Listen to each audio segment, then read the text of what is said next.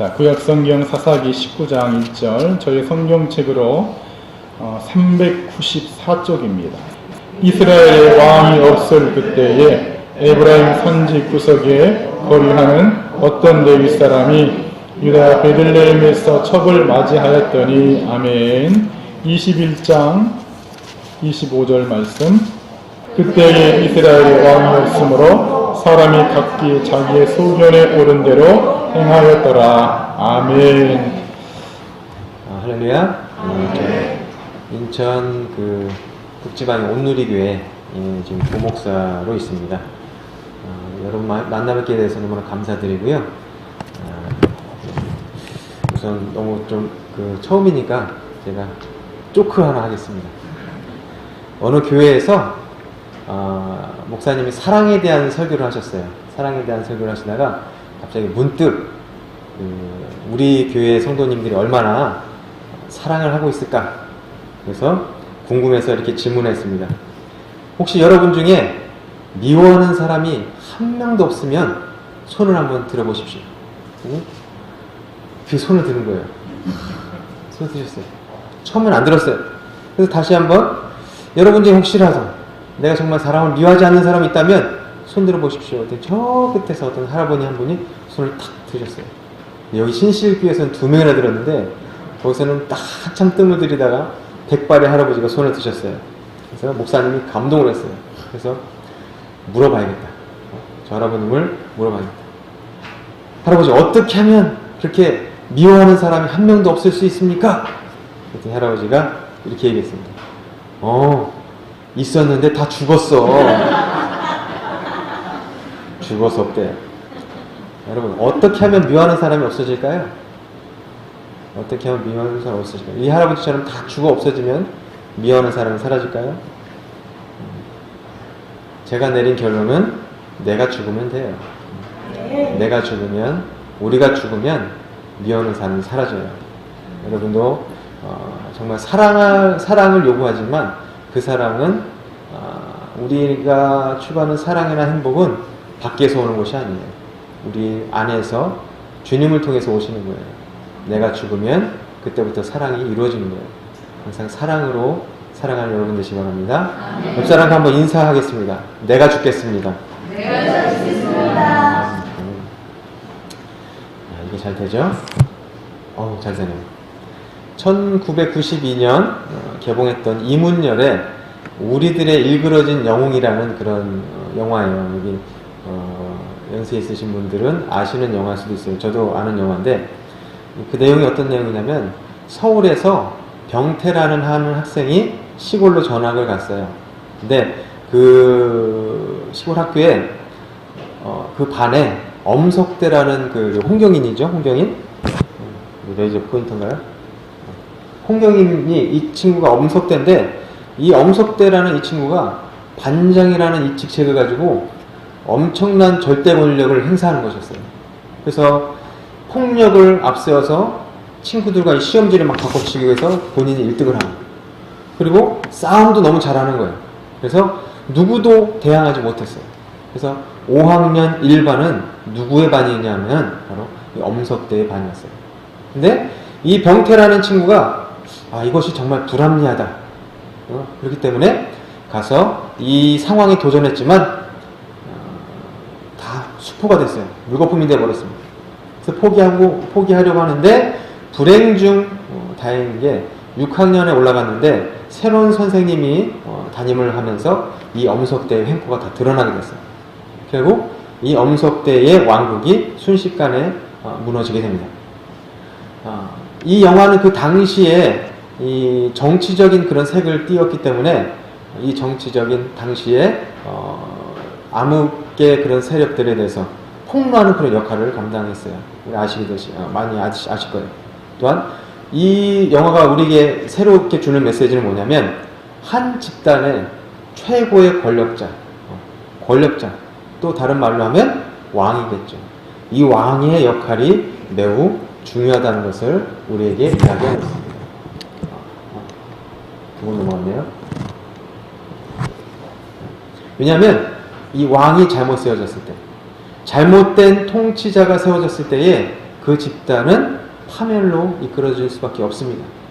지금 우리나라도 뭐 긍정적으로 보시는 분들도 있고 부정적으로 보시는 분들도 있겠지만 제가 어느 한쪽을 편들 수도 없지만 지도자의 부재나 지도자의 잘못으로 인해서 힘든 그런 시간을 또 지내고 있습니다.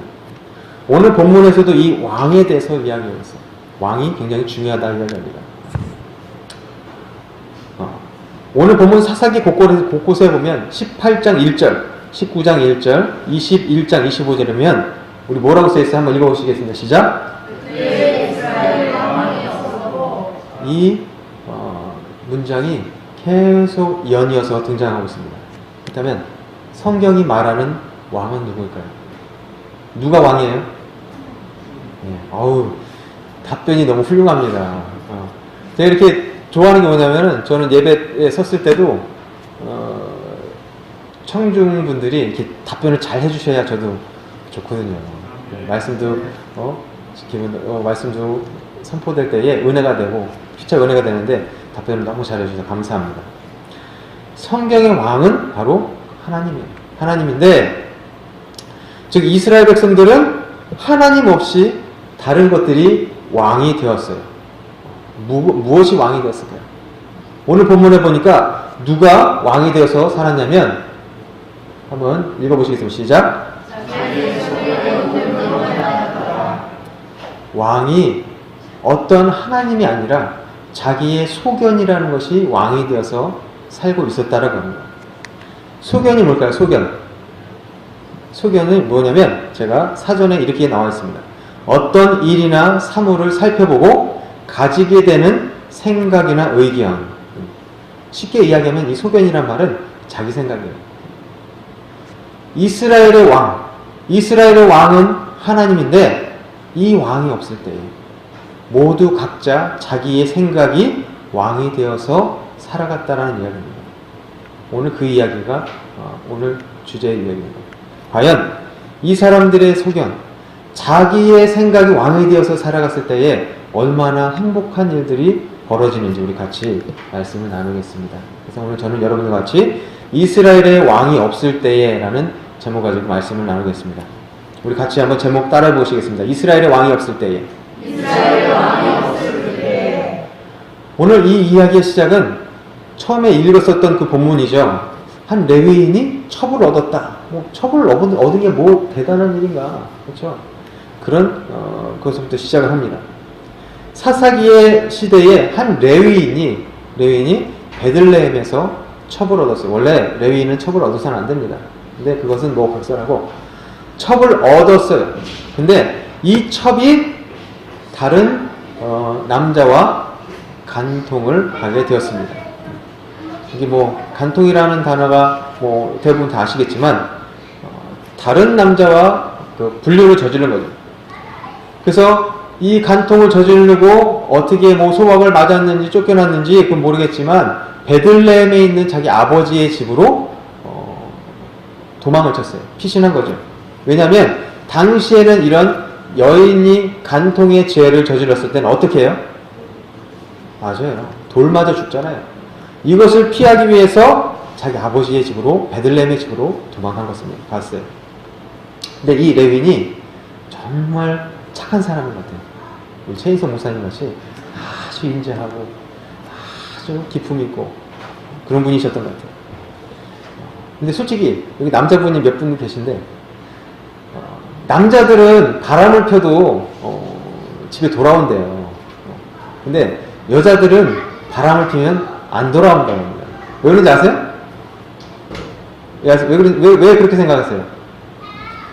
일각에서는 여자들은 독해서 이 독한 X들이 안 돌아온다는 거예요. 근데 그게 아니라 이유가 뭐냐면 남자들은 바람을 핀 여자를 받아주지 않아요. 그래도 여자니까 남편이 배우자가 이렇게 잘못을 해도 받아주는 것이 우리들의 그런 상황이 맞아요.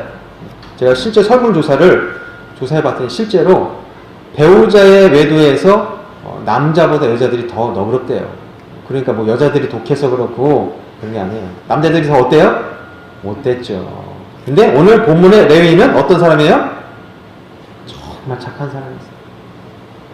이 사람이 자신의 첩을 용서한 것뿐만 아니라 자신의 첩을 데리러 가요. 베들레헴으로. 자기 장인어른이죠. 그 장인어른의 집에 갔습니다. 자기 딸이 불륜을 저질렀어요. 그죠? 저질러서 돌에 맞아 죽어도 아쉬울 게 없는데 이 사위가 용서한 것뿐만 아니라 이 자기 딸을 데리러 왔어요. 그러면 이 마음이 어떨까요? 어때요? 마음이 어떨 것 같아요? 내 딸을 용서해 줬으면. 야, 그냥 가서 돌 쳐라 하시겠어요? 너무 고맙죠. 3일 동안 융숭하게 대접을 했습니다. 그리고 3일째에 가기로 약속을 했었나 봐요. 넷째 날 아침이 되었습니다. 이 레위인이 고향이 에브라임이에요. 에브라임으로 돌아가려고 하는데 장인이 이 레위인을 붙잡습니다. 아이고 어디 가나. 지금 조금만 더 먹어. 내가 이 떡과 고기를 준비했으니까 이것을 좀 더 먹고 기력을 좀 북돋은 후에 그리고 가게나. 그러니까 너무 이 장인이 고마워서 붙잡으니까 이 사위가 어떻게 해요? 못 이겼어요. 그래서 그 아침에 그 만류하는 것을 붙잡혀서 고기를 먹고 쉬다가 저녁이 되었습니다. 이제 저녁에 다시 출발하려고 그러는데 장인이 어떻게 했을까요? 또 붙잡는 거예요. 아이고 이 늦은 밤에 어디 가나. 이것 좀 더 먹고 내일 아침에 가게. 너무나 또 간곡하게 붙잡는 거예요. 그리고 하루가 지나가 버렸어요. 5째 날이었어요. 아침이 되었습니다. 또 출발하려고 하는데 이 장인이 어떻게 했을까요? 또 붙잡는 거예요. 아이고 어디 가나. 내가 여기 좋은 아주 술을 준비했는데 이것 좀 먹고 가. 그냥 가면 어떻게 해? 내가 너무 섭섭해서 그래. 붙잡혔어요. 그래서 어쩔 수 없이 아침을 지내다가 이제 또 다시 밤이 되었습니다. 근데 또 어떻게 해요?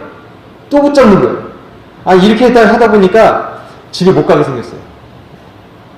이 장인어른이 왜 이렇게 호의를 베풀었어요? 왜 그랬어요? 왜요? 고마우니까, 미안하니까. 장인의 소견에 의하면 이 사위가 너무나 미안했어요. 너무나 고마웠어요. 하지만 레위인은 이렇게 있다가 집에 못 갈 것 같아서 이 첩과 하인을 데리고 이 첩을 낙에다 태워서 길을 떠나게 되었습니다. 지금은 밤입니다. 2시간쯤 걸어가다 보니까 여부스라는 지역에 도착했는데 이 여부스라는 지역은 이스라엘의 지파가 아니라 이방 지파였어요. 그래서 이 이방 지파였기 때문에 레위인은 그래도 내가 정통 레위인인데 어떻게 이 이방 땅에서 쉬겠는가 하면서 다시 길을 떠났어요. 왜 떠났어요? 자기의 소견에 의해서 길을 떠났습니다. 베냐민 지파에 도착했습니다. 베냐민 지파의 기브아라는 땅에 도착했는데 아무도 이 레위인을 맞이하는 사람이 없는 거예요. 당시 근데 여러분 그 창세기에 보면 아브라함이 그 천사를 맞이하잖아요. 근데 그게 왜 그러냐면 당시의 문화에는 이런 외부의 손님들을 맞이하는 것이 미덕이었어요. 그리고 그것을 통해서 하나님께서 축복을 내려주신다고 생각했기 때문에 이 객을 맞는 것이 이 사람들의 전통 문화였어요. 근데 아무도 이 기브아 땅에서 아무도 이 레위인과 이 가족들을 맞이하는 사람이 없는 거예요. 그래서 밤이 새는데 이제 큰일 났어요. 그러던 차에 한 노인이 나타났습니다. 노인이 나타났는데 이런저런 얘기를 하다 보니까 이 노인이 이 레위인이라고 고향 사람이네. 이 객지에서 고향 사람 만나면 어때요? 슬퍼요? 화납니까? 반갑죠. 반가워서 이 노인이 이 레위인과 그 가족들을 맞이했습니다. 그래서 발을 씻겨주고 음식을 나눠주고. 지금까지는 어때요? 아주 좋죠. 아주 좋아요. 아내도 찾았어요. 그리고 사위한테 아주 최고 융숭한 호의를 받았습니다. 그리고 동족 지파에 찾아가서 따뜻한 위로를 받고 한 노인의 융숭한 또한 대접을 받았습니다. 너무나도 행복했어요. 그죠? 이렇게 끝나면 좋겠지만 갑자기 불행한 일들이 닥쳐옵니다. 그 성읍에 불량배들이 나타났어요. 그리고 그 집을 에워쌌습니다. 그리고 그 노인을 협박하기 시작합니다. 야, 어이 노인네, 보니까 당신네 집에 어떤 사람 들어가는 거 봤는데 보니까 아주 멋져. 우리한테 내놔. 협박을 하기 시작했어요. 이게 어떤 의미였냐면은 레위인을 상관하겠다라는 얘기예요. 상관. 이 상관하겠다 어디서 나온 단어인지 아세요? 언제 나왔어요? 이 장면 어디서 많이 들어본 장면 아니에요? 많이 본 장면 아니에요? 어디서 봤어요? 네? 룻 나오죠. 룻. 천사들을 내놓으라고 소돔과 고모라에서 동성애를 즐기겠다고 하잖아요. 그 장면이 다시 똑같이 재현됐어요. 너무 당황스럽죠. 그렇죠? 이 노인이 당혹감을 감추지 못했습니다. 그래서 너무 당황해서 그래도 안 되네. 이 사람들은 내 손님이야. 내가 절대 내어줄 수 없어. 이렇게 했지만 이 불량배들이 협박이 늦춰지지 않았어요. 그래서 노인은 할 수 없이 이 불량배들을 회유하기 시작했습니다. 그러지 말게. 에이, 그러면 안 되지. 차라리 그렇게 원한다면 내 딸을 내주겠다. 그리고 저 레위인의 첩을 같이 내어줄 테니까 이 레위인은 걸리지 말고. 이 사람 보통 사람이 아닌 거 알잖아. 그냥 사람이 아니라 레위인이지 않나. 어떻게 성직자를 이렇게 함부로 할 수 있나. 안 되지. 그랬는데 이 불량배들의 협박이 수그러들지 않습니다. 그때 되니까 누가 불안해요? 누가 미안한 마음이 들어요? 레위인이 미안한 마음이 들어요. 너무나 난처했어요. 왜?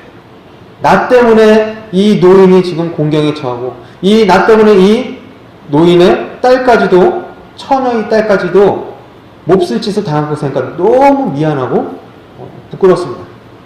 그래서 한 선택을 했습니다. 그것은 자신의 첩을 이 불량배들에게 내어주는 것이었습니다.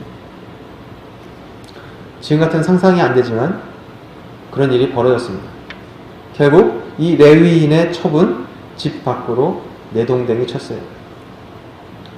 불량배들은 그 첩을 끌고 가서 밤새 능력을 했습니다. 아침에 동이 텄어요. 이 레위인은 밤새 잠을 잤을까요? 아무리 못된 사람이라 할지라도 잠 못 자겠죠. 와, 내 아이는 비록 나를 버리고 갔었지만 내가 내 첩인데, 내 아이인데 지금 어떻게 됐을까?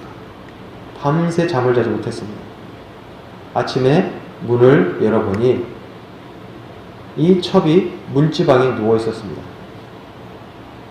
너무 미안한 마음에 이 레위는 첩을 흔들어 깨웠어요. 여보게 좀 일어나봐. 여보게 내가 미안했어. 우리 같이 고향으로 가시게나. 여보게 일어나보게. 그런데 아무리 이 철을 흔들어 끼워도 일어나지 않는 것이었어요. 알고 보니 이미 이 첩은 숨을 거두었습니다. 레위인의 마음이 어땠을까요? 너무 착잡했어요. 망연자실했죠. 여러분, 왜 이런 일이 벌어졌을까요? 왜 이런 일이 벌어졌을까요? 누가 무엇을 잘못했어요? 누가 뭘 잘못했길래 이런 정말 말도 안 되는 불행한 일들이 일어났습니다. 레위인은 그저 좋은 일 했어요. 행음한 아내를 용서하고 받아준 것이 죄라면 죄겠죠. 두 번째는 장인이 죄를 졌을까요? 장인이 뭘 했어요? 이 사위를 환대하는 것밖에 없습니다. 길에서 만난 노인은 어땠습니까? 객을 맞이하라는 그 율법대로 이 나그네에게 호의를 베풀었습니다. 모두 다 선을 행하려고 노력했고 모두 다 실천했습니다. 근데 무엇이 잘못된 것일까요? 무엇이 잘못했을까요? 결론을 드리려고 다시 이야기로 들어가겠습니다. 비통에 잠긴 이 레위는 이 첩을 나귀에다가 싣고 고향으로 돌아갔습니다. 그리고 아주 엽기적인 행동을 했어요. 그것은 이 첩의 시신을 11덩이로 나누어서 사연을 적어서 각 지파에게 보냈습니다. 이 사연과 함께 이 시신의 토막난 시체를 받아본 이 레위 지파들은 어땠을까요? 어우, 재밌는 일이 있었구나. 그랬을까요? 분개했죠. 너무나 분개했습니다. 아니, 하나님께서 계신 이 이스라엘 백성에게 어떻게 이런 일이 일어날 수 있었나? 너무나 분개했어요. 그래서 누가 지시하지도 않았지만 분개한 이스라엘 11지파가 미스바에 모였습니다. 그리고 그 레위인을 불러서 자초지종을 들었습니다. 그리고 그들은 결정했습니다. 어떤 결정을 했을까요? 이 베냐민 지파를 징계하기로 결정했습니다. 그리고 그 전에 이 베냐민 지파에게 전가를 하나 보냈어요. 너희 베냐민 지파에서 이런 정말 백주 대낮은 아니지만 이런 말도 안 되는 일이 벌어졌다고 하는데 이 악행을 저지른 이 불량배들을 당장 내놔라. 우리가 이 불량배들을 멸할 것이다. 어서 내놔라. 그런데 이 베냐민 지파가 어떻게 했을까요? 아이고, 큰일 났네. 11지파가 덤비니까 우리는 이제 다 죽게 생겼거든요. 그래서 불량배들을 보냈을까요? 그렇지 않았어요. 그 협박에도 불구하고 제의를 거절했습니다. 그럴 수 없다. 이제 간이 배 밖으로 나온 거죠. 그러니까 어떻게 세상 말로 미친 거죠. 그죠? 당시 11지파의 군인의 수가 몇 명이냐면 40만 명이었어요. 이 미스바에 모인 군인이 40만 명이고, 베냐민 지파의 군인의 수가 2만 6천 명이에요. 그러면 이걸 좀 쉽게 생각하면 40명하고 많이 후하게 쳐줬어요. 3명이 싸웁니다. 그러면 누가 이겼어요? 40명과 3명이 싸우면 누가 이길까요? 당연히 40명이 이겼죠. 근데 이 베냐민 지파는 굴하지 않았습니다. 결국 이 11지파는 전쟁을 하기로 결정했습니다. 그리고 하나님께 이렇게 이야기합니다. 공의로우신 하나님, 저희는 이제 정의를 실천하고자 합니다. 현재 저희들은 40만 명이나 되는 대군입니다. 저들은 고작 2만 6천 명밖에 안 되는데 우리 중에 어느 지파가 올라가야 하겠습니까?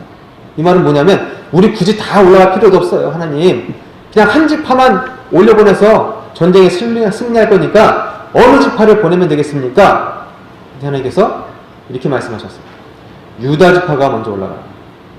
다음날 아침이 되었습니다.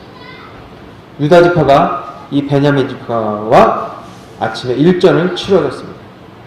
누가 이겼을까요? 하나님의 명령에 의해서 움직였어요. 누가 이겼을까요? 베냐민 지파가 이겼어요. 유다 지파의 2만 2천 명이 사망하게 됐습니다. 아니, 하나님의 명령에 의해서 움직였는데 유다 지파가 이렇게 멸망하다. 멸망까지는 아니죠. 이스라엘 백성들은 이해가 되지 않아요. 밤새 통곡하고 울부짖었습니다. 하나님, 이게 어찌된 일입니까? 왜 이런 일이 있습니까? 저희가 다시 올라가서 싸울까요? 그때 하나님께서 명령하셨습니다. 그래? 올라가서 치라. 다음날 전열을 가다듬어서 정말 잘 준비해서 싸웠습니다. 이번엔 누가 이겼을까요? 베냐민 지파가 이겼습니다. 18,000명의 사상자를 냈습니다. 어찌된 일일까요? 왜 하나님의 명령에도 불구하고 이 이스라엘 백성이 졌을까요? 그들은 지금 의로운 사람들이에요. 그리고 당연히 승리해야 합니다. 더군다나 하나님의 명령이 있었습니다. 근데 왜 이런 일이 있었을까요? 하나님 거짓말쟁이에요? 아니면 응답을 잘못 들은 거예요? 아니면 뭔가 더 부족했을까요? 결국 이 사람들은 너무나 처절해서 할 말을 잊어버렸어요. 다음에는 금식을 하기 시작했습니다. 제사를 드렸습니다. 부르짖었습니다. 하나님, 이게 어찌된 일입니까? 왜 우리가 또 졌습니까? 우리가 어떻게 합니까? 하나님께서 그래, 내일 다시 올라가서 싸우라 명령하셨습니다. 다음날 다시 전열을 가다듬어서 싸웠습니다. 누가 이겼을까요? 이제 모르겠죠. 베냐민 지파가 패배했는데 아까 26,000 명이라고 했죠. 이 26,000명 중에서 25,100명이 죽었어요. 거의 다 죽은 거죠. 남자들이 900명 남고 다 사망하게 됐습니다. 자, 승리했습니다. 그럼 어떨까요? 그 마음이 어때요? 와, 기분이 좋았을까요? 대승을 이룬 이 연합지파가 기뻤을까요? 처음엔 기뻤어요. 근데 곧 그들은 깨닫게 되었어요. 이것이 상처뿐인 영광이라는 걸 깨달았습니다. 그 이유는 이스라엘의 한 지파가 지금 끊어지게 생겼어요. 여러분, 성경에는 숫자가 여러 가지 나오는데 이 숫자는 굉장히 상징적인 의미를 갖고 있어요. 3이라는 숫자는 부활을 상징해요. 4는 창조를 상징합니다. 7은 완전을 상징합니다. 12라는 것은 이스라엘의 총 선민의 지파를 상징합니다. 그렇기 때문에 이 이스라엘의 한 지파가 사라지면 이 완전한 선민이 안 되는 거예요. 그래서 이 사람들이 지금 승리를 했음에도 불구하고 또다시 울기 시작합니다. 한 지파가 끊어졌다. 한 지파가 끊어졌다. 통곡을 하게 됐습니다.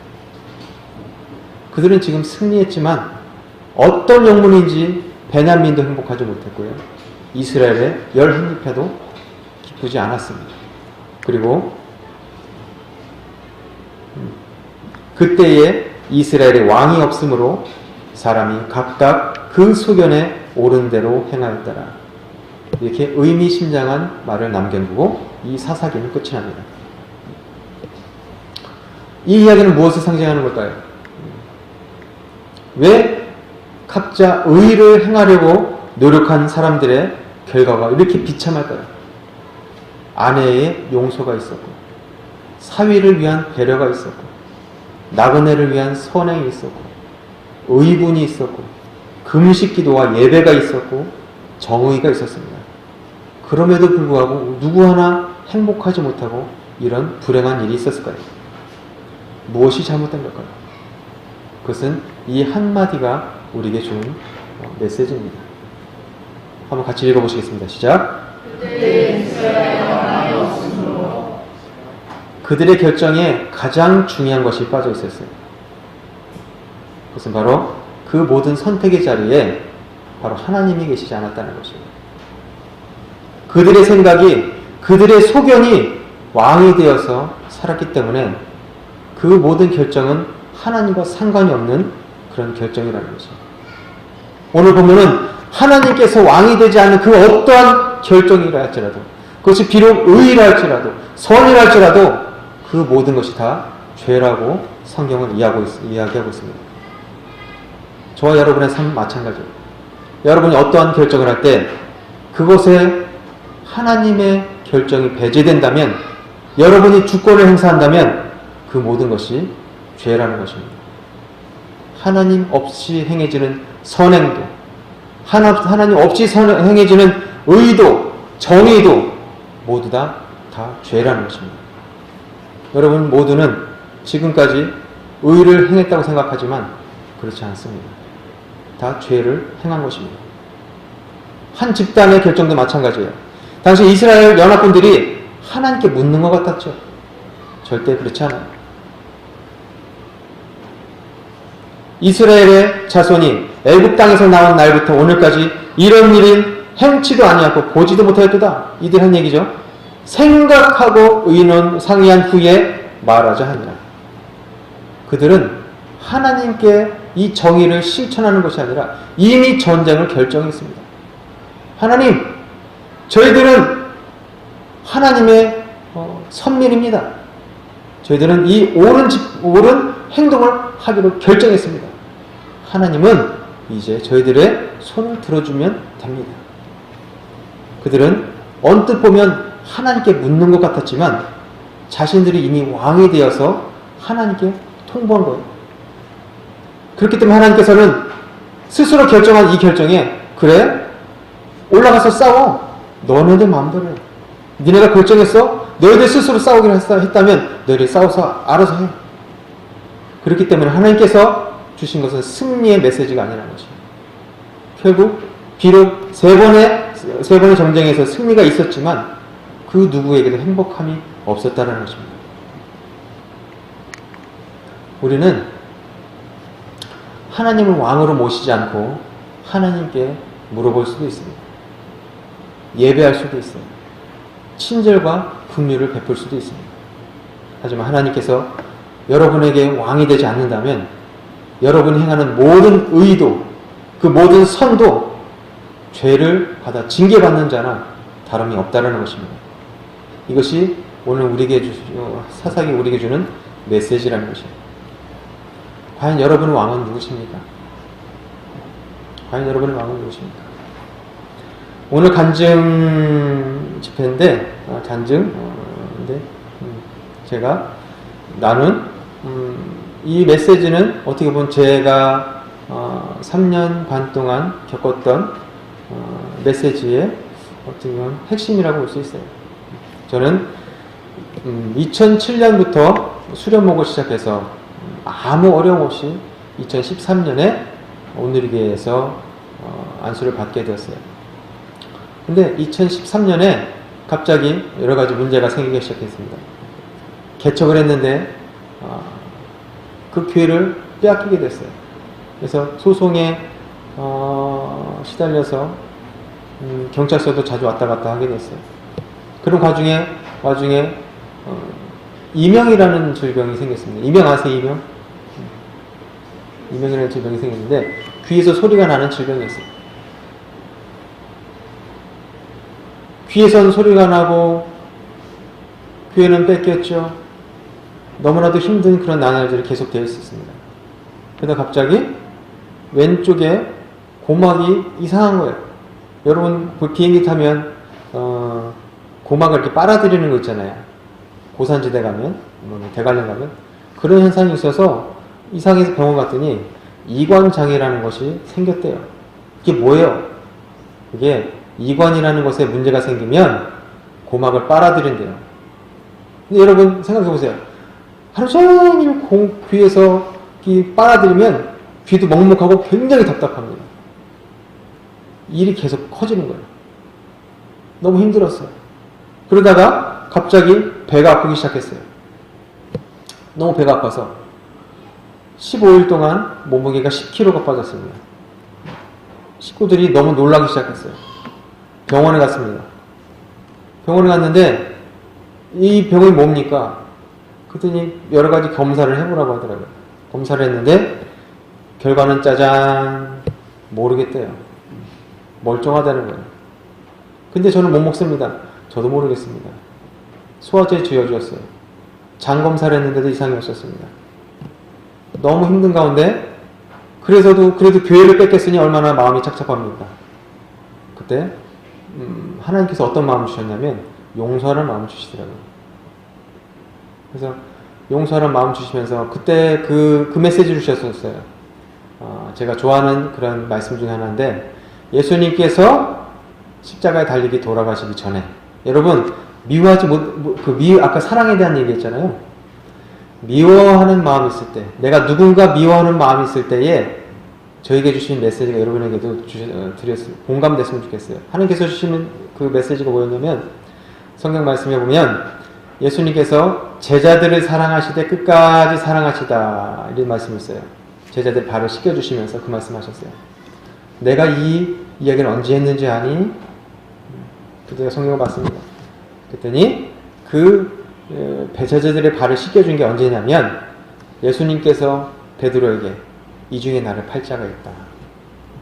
그리고 나는 장차 죽을 것이다. 제자들의 발을 씻겨줬을 때 누가 있었는지 아세요? 가룟 유다가 있었죠. 주님은 내일 새벽에 이 가룟 유다가 나를 배반하고 나를 팔아 넘길 거 아셨어요. 하지만 예수님께서 발을 씻어주셨습니다. 그 마음 가운데 어떤 마음이 있었을까요? 이 죽일 놈 발을 꽉꽉 문지어야지. 그게 아니라 끝까지 사랑하시다. 그 마음을 주셨을 때 제 마음이 녹아지기 시작했습니다. 그런데도 불구하고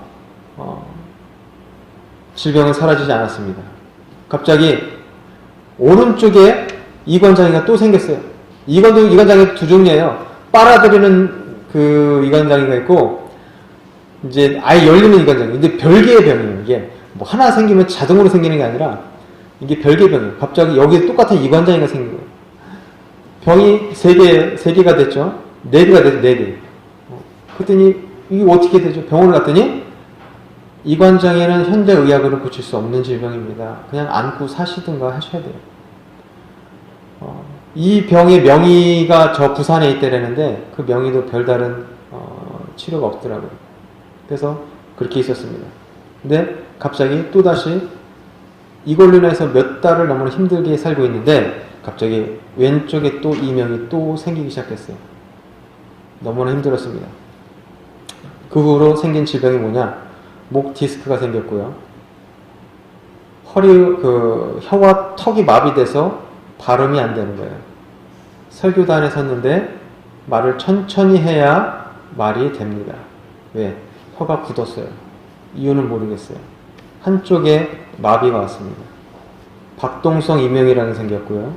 흉통으로 인해서 알지 못하는 고통에 시달렸습니다. 허리 디스크, 부신이라는 곳에 혹이 생겼어요. 협심증이 생겼습니다. 다리에 관절염이 생겨서 5분 이상 걷지 못했어요. 손에 마비가 왔습니다. 심방세동이 걸렸어요. 고혈압과 공황장애가 생겼습니다.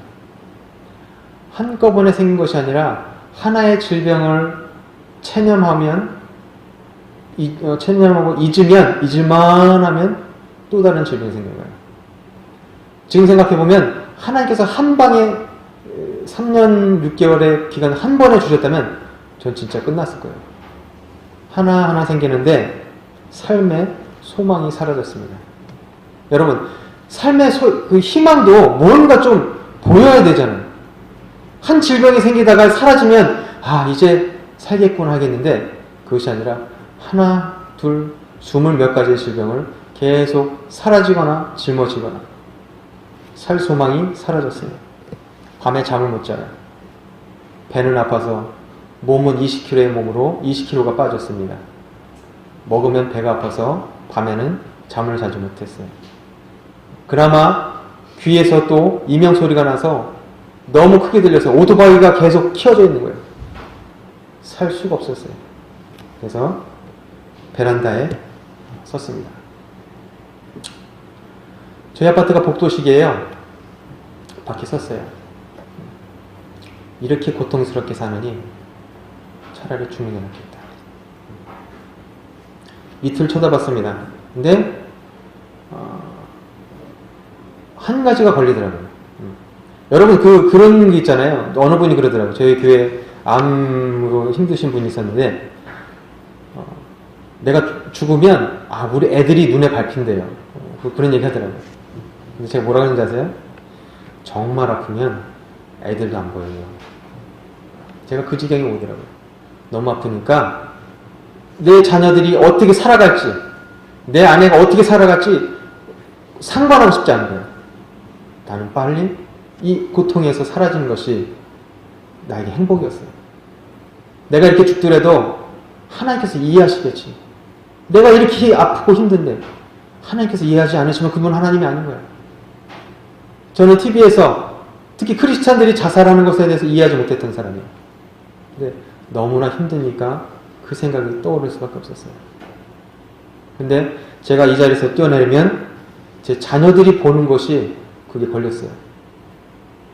그게 걸려서 거기서 몇 번을 망설이다가 몇 번을 시도했다가 자살의 방법을 바꿨어요.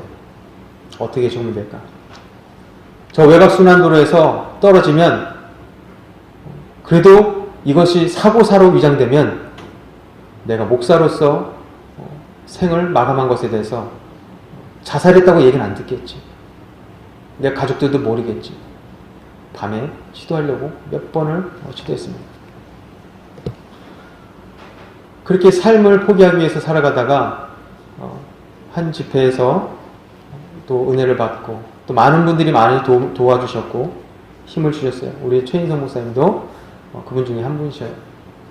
너무 힘들 때에 도와주셨던 분이에요. 그때 어느 날 기도하는 가운데 하나님께서 그런 음성을 주셨어요. 너는 지금까지 내가 기뻐하는 종이 아니었다. 근데 그 얘기 들었는데 너무 섭섭한 거예요. 왜냐하면 제가 온누리교회에서 먼저 섬기던 교회에서 누구 못지않게 정말 열심히 일했던 사람이에요.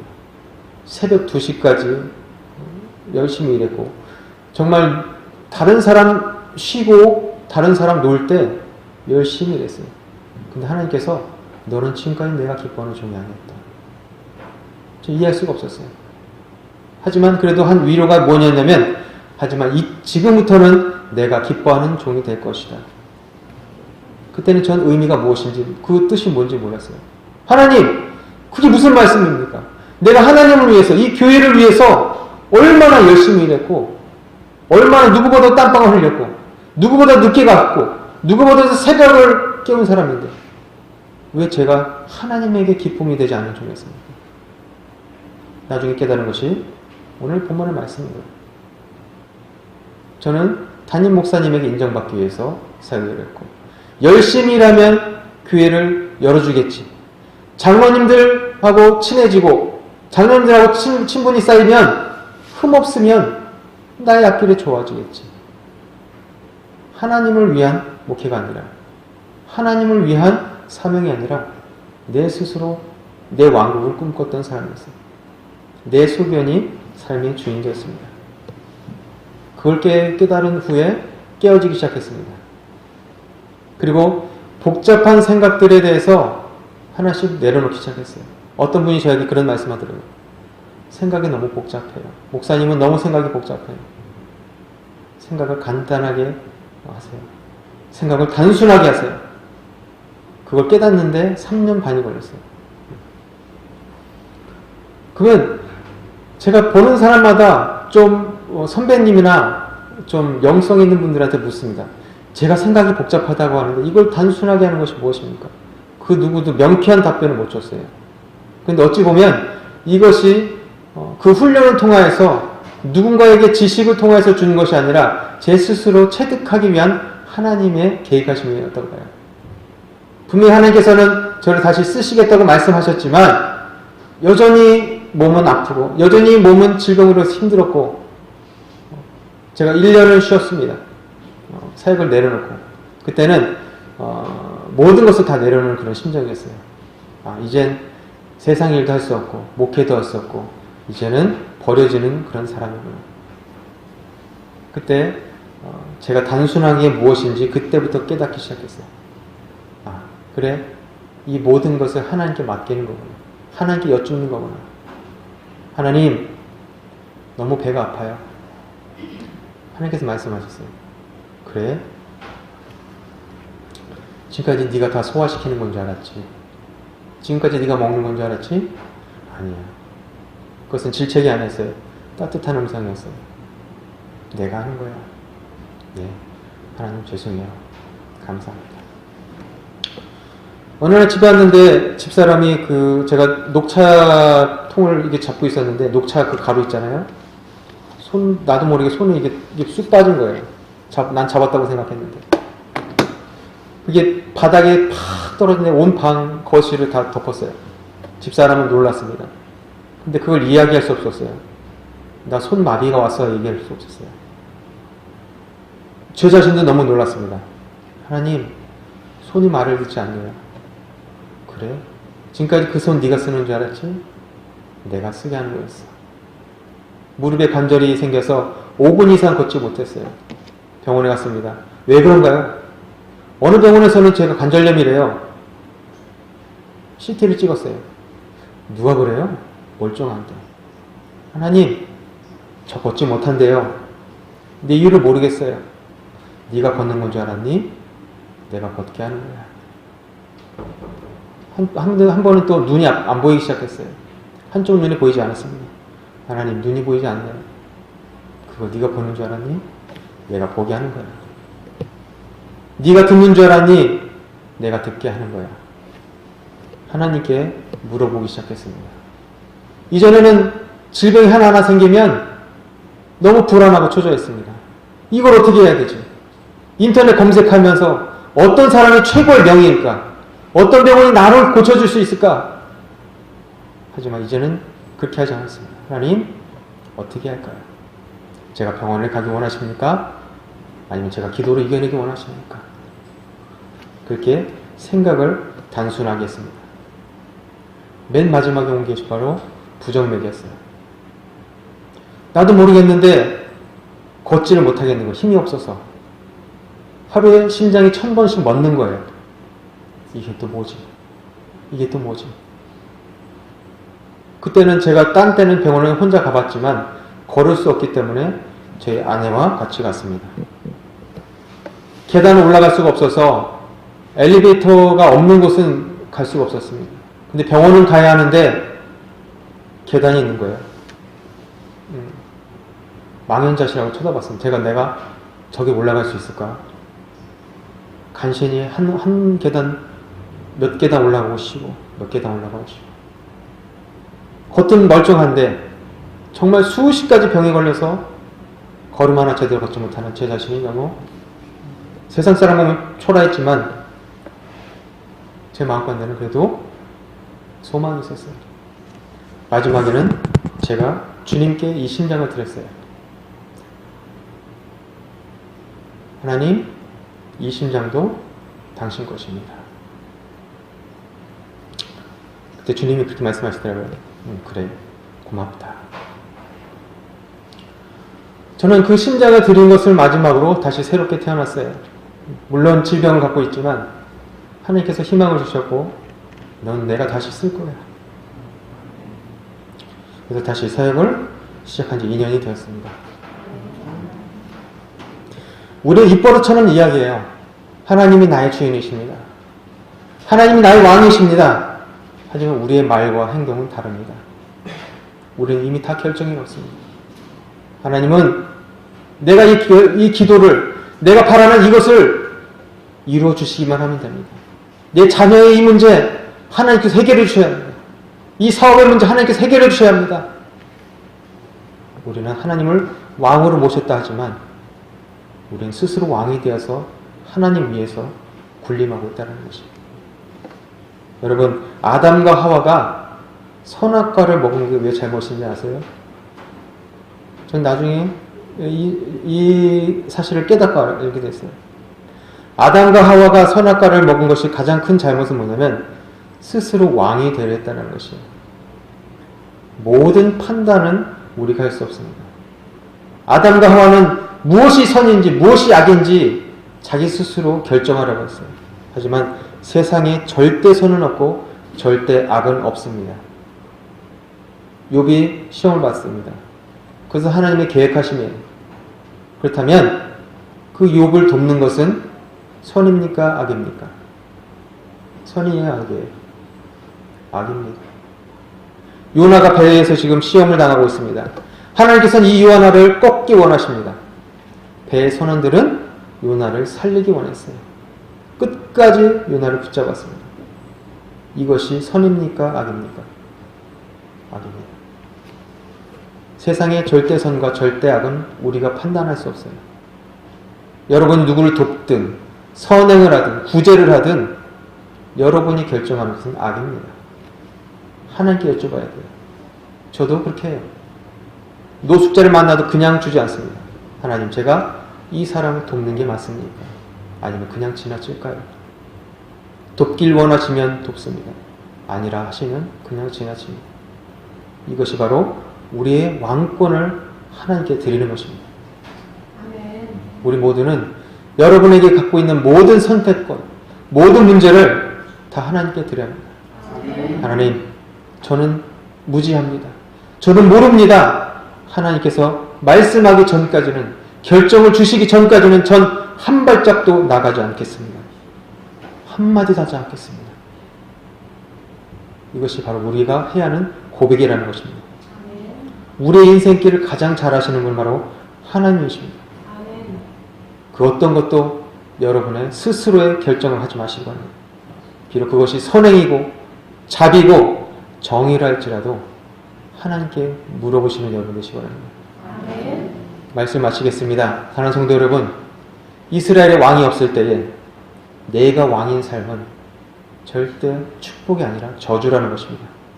여러분의 삶 가운데 오직 하나님께서 왕이 되시는 삶이 되시기 바랍니다. 아멘. 다 같이 눈을 한번 감아 보시겠습니다. 지금도 하나님은 우리에게 묻고 계십니다. 내가 너의 왕이냐? 내가 너의 주인이냐? 근데 왜 너는 모든 일을 너의 뜻대로 결정하고 행동하느냐? 우리는 지금까지 우리의 소견대로 살았습니다. 이렇게 하는 것이 옳은 거야.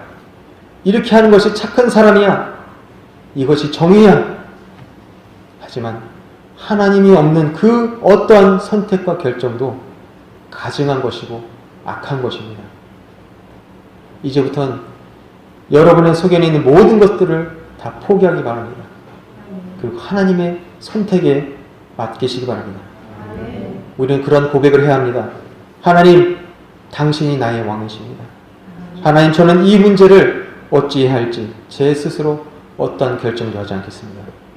제가 어찌하길 원하십니까? 그때에 나의 잘못된 소원들이 사라집니다. 내 의견과 내 성향과 내 합리가 사라집니다. 그리고 점점 하나님께서 원하시는 소원과 그 감동이 내 안에서 올라오게 되는 것입니다. 그리고 그 뜻을 붙잡고 살아갈 때에 하나님의 나라와 하나님의 뜻이 우리를 통해서 이루어지는 것입니다. 오직 하나님을 통하여서 여러분의 모든 선택과 결정, 오직 하나님이 왕된 삶을 살아가는 여러분이 되시길 바랍니다. 기도하시겠습니다. 오늘 우리는 사사기의 말씀을 통하여서 내 안에 주인이 누구인지 깨닫게 되었습니다. 주님은 내 안에 왕이 아니셨습니다. 내 삶의 주인은 바로 나였습니다. 내가 주인이었고 내가 바로 왕이었습니다. 우리는 지금까지 내가 생각하고 내가 선택하고 내가 결정하는 삶을 살았습니다. 하지만 이제부터 더 이상 내가 왕이 되지 않기 원합니다. 오직 주님께서 우리의 보좌에 앉아 우리를 통치하여 주시옵소서. 우리의 주인이 되어 주시옵소서. 주님만이 나의 왕이십니다. 우리를 통치하여 주옵소서. 감사드리며 예수님의 이름으로 기도드렸습니다. 지금은 죄와 죽음에서 우리를 구원하신 예수 그리스도의 은혜와 하나님 아버지의 거룩하신 사랑과 날마다 우리를 승리하게 하시는 성령님의 역사가 오직 주님만을 나의 주인으로 왕으로 모시고 살고자 다짐한 인천 신실교회 성도들 머리머리 위에 이제로부터 영원토록 함께 하실지어다. 아멘.